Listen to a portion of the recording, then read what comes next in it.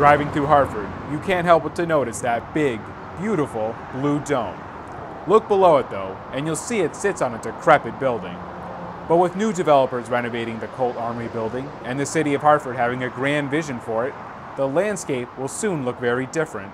Envision a national park that encompasses all the different components. Now, housed within the Colt Armory, the dome building, would be a national park museum visitor center. Renovating the dome building isn't the only part of the project. Mayor Segarra says the big picture is to turn Coltsville into a national park, which would include the other buildings around the dome building, Colt Park, Colt Mansion, and the cottages. It is a project that's going to require substantial assistance also from the federal government, and that's where the national park component comes in. Congress needs to approve Coltsville as a national park, and if they do, Mayor Segarra says that would mean a huge boost for jobs and the local economy.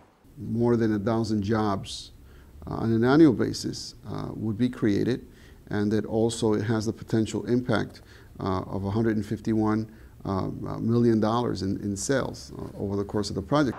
Coltsville has a rich history in Hartford. The property and Colt factory were owned by Samuel and Elizabeth Colt, who are best known for making innovative guns.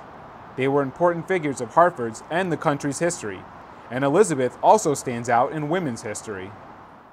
She ran the company for most of the period that the Colts were in Hartford, and she was the first CEO at a time when women couldn't vote. She was a CEO of one of the top 5 companies in the world. It's easy to see why the mayor says tearing down the building was not an option for the city. And though plans to renovate the building have fallen through before, this time looks different, with construction already beginning. We were able to assist and get the state to commit over $1 million to do the roof, which is being done now. It's probably more than half completed. And in case you're wondering, the mayor told me Hartford may not have the Statue of Liberty, but it does have that blue dome as its icon, and that's not going anywhere. In Hartford, for LocalOnlineNews.tv, I'm Chiara.